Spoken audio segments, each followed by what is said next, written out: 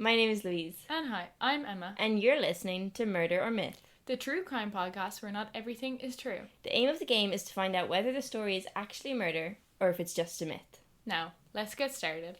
So in this episode, I'm going to be telling Emma a story set in Vicar Hills, County Armagh, Ireland, in the 1880s. Okay. So this is a mythical story told through the generations in Armagh, but it unfortunately details some very murderous elements. Oh no. Do you like what I did there? Yeah. Okay, it's exciting though. The murders revolved around a woman named Belina Pryor. She's the daughter of a late lieutenant in the army, John Pryor, and her father died of tuberculosis, leaving his wife a widow of their 4 children, John, Adele, Belina, and Harvey, at the age of just 33. So it was said that the death of her father had significantly affected Belina in a number of ways. So she had issues with mental health, as well as fainting fits and different effects. Okay. Now, it's the 27th of March, 1888, and Belina was 21 years old at the time. She was looking after a family friend, a young child, Anne Slavin, who was only about 3 or 4 years old. Right. And everyone else was out of the house except for her other sister, Adele. But Belina and Anne were downstairs in the basement, where Anne tragically drowned in the boiler. So in a kitchen boiler. Drown in a boiler. She drowned in the boiler. What's a kitchen boiler? A kitchen boiler is like a big massive tank of water for like storing water. Okay, so yes, so it's not like a pot of boiling water. No, it's not. Kitchen. No, it's cold water. It's just like right. She just drowned in it. There's nothing to do with heat. Okay, how'd she get in it? We're about to see. Jumping ahead. Okay. So her sister Adele reports Belina ran upstairs looking ghostly pale and was soaking wet. Adele stated her sister shouted, quote, "Run down, I did not do it." But then later Adele was changing the story to Belina coming up the stairs saying, quote, "I have killed the child." Oh, okay. There's a couple other like tales with this. Some say that she wasn't wet, that she was like in a completely different area of the basement and she turned around and the child had drowned. So her defence argued that the child had lost her balance on a tin can next to the boiler and that Belina had felt immense guilt at not being able to save the child, that she falsely admitted to the murder. Right, okay. That's why she told her sister, a lot of different "I've killed the stories child." going on. So a couple of different stories going on. Okay. So doctors during the hearing came to the conclusion that Belina was suffering from hysteria and the jury ruled her guilty, but due to insanity. Okay, so they think she done it? They think she did it, yeah. Control, or that at least she was to blame, I guess, but she Yeah. was in charge of the child.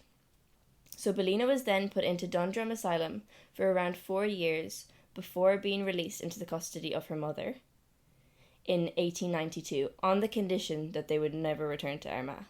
Oh, okay. Yeah, prior to this, they were supposed to be like a very kind of well-to-do like family in Armagh. Mm-hmm. They're quite well known. Okay. So now we're going to fast forward a bit, and it's a little over 20 years later. So her other 3 siblings have immigrated out of Ireland, and Belina is living with her mother, Nina Pryor, in Rathmines, Dublin. So it's November 24th, 1909, and a neighbour of the 2 women calls animal welfare reporting that their dog has been barking and crying in a distressed manner for 2 weeks while the women have been away. So she wants someone to come and check on the dog. The neighbour says that she's like been throwing scraps over the walls of the dog, but she thinks that they might be unsafe in the house. So the women were known in Rathmines to be rather, quote, eccentric, and Belina was once removed from the Empire Palace Theatre for hissing and causing disturbance during a show. Okay, so this was So they kind of had a little bit of a, I suppose, odd reputation around them. So Belina and her mum. Belina and her mum. Okay. So the dad is dead and the other 3 siblings have immigrated, so it's just the 2 of them.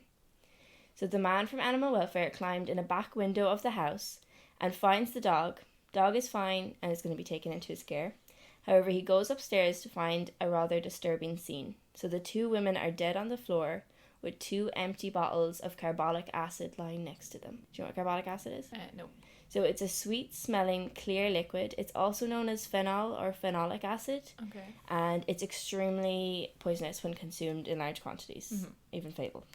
But interestingly enough, it's also found in tar, and small doses are used in medicine, which I thought was a bit weird, like such as throat sprays. So I'm going to go off throat sprays. Back onto the story. So the mother had written a suicide note dated November 7th, so 17 days before the women were found. Right. It was ruled that the mother had been much affected by her daughter's troubles. So obviously she had maybe psychosis or hysteria and decided to kill her before taking her own life. Right. So murder-suicide. Murder-suicide. They were buried in Mount Jerome Cemetery. However, their graves remain unmarked to this day due to the shame of the suicide and murder involved in this case, especially because Armagh is very religious. So Ballina is now known as the Green Lady of Armagh because it is said her soul was put into a green bottle hidden in the walls of her house in Vicar Hills, where she's supposed to haunt. So her ghost is said to walk the streets of Vicar Hills, and her soul would escape if the bottle was ever broken. And someone is supposed to live in the house now, but she said that she's had issues getting like people to come in and do contract work, like within the house, because they're afraid of finding the bottle and breaking it. Okay. And that is the end of my story. Wow, very good story.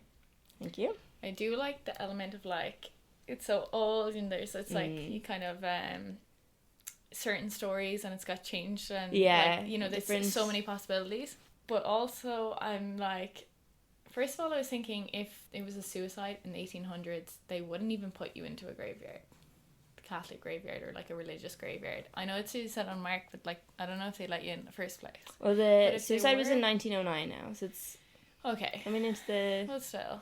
Yeah, it's coming to the 20th century. Yeah, now, but I suppose agree. where else would they put you? But okay, that was one thing. And also, I just probably wasn't listening right, but I thought at the very start you said the mother had died and the dad was left, but no, the mother was left. Was dead. The dad was dead. The dad died of tuberculosis, and the mom was left. Right. As a widow. Okay. Thanks for listening so well. I was like, I got her, but I guess not. Okay. Ooh, I really, What are your thoughts? I really like it. It's a good story. You like the story? I really like it. But also then I'm like, you've a lot of friends that are like from the north now, and I'm like, did you decide to, you know, take a real story that you had heard and bring it in, or is it a myth? Interesting. I'm just trying to figure it out. It's a really tough one. Okay. Because it was like, it's a quick one, but also there were so many details.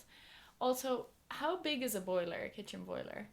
It would be large enough for a small child, like a 3 or 4 year old. That makes sense, but also, how tall would it be? How did she manage to fall into it? I'm thinking of one that's like a tall It said that cylinder, she tripped into it. You said she fell off a tin can.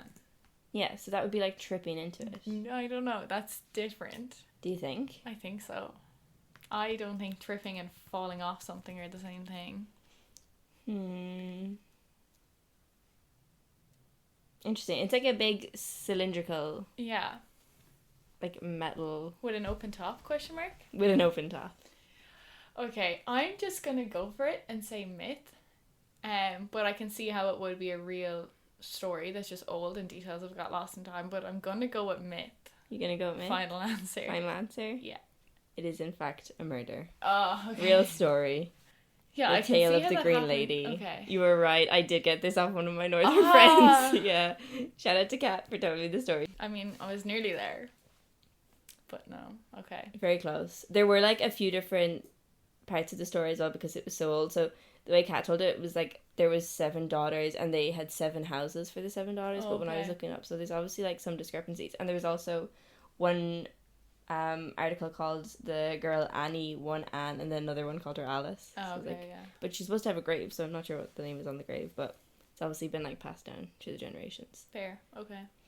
No, I like that story, yeah. It was good. But I really thought, maybe it was a myth. But yeah, to be fair, I'm not 100% sure what a kitchen boiler is, so... I need to start figuring out if it's myth purely by not knowing the details like, of the I think murder it's, story, or just... I know this is like going off the thing because no one else can see that, but I think it's like that. Like, it's a large, tall, cylindrical unit. That's what I was thinking of, but... Like, modern ones have a closed top, so I was thinking, how could a but child like, get would into the it? boilers back in the 1800s be as, so like, fair. safe as they are now, I suppose? Like, and was there ever any conclusion to that? Do they reckon she fully done it? Or, well, I know that they said she did by reason of insanity, but... No, I presume that they think they think she did it, yeah. Okay. Well, thanks for that story, Louise. It was really good. Great, thanks for listening. I liked it. And this has been Murder or Myth. This has been Murder or Myth with your hosts Louise and Emma. On this week's episode, Louise stumped me and her murder story was a murder and I thought it was a myth. Thanks for listening. Make sure to like and subscribe. And join us next week for another thrilling adventure. Find us on all streaming platforms. Slay! No, we need to record Stop. Okay, there we go. No, we need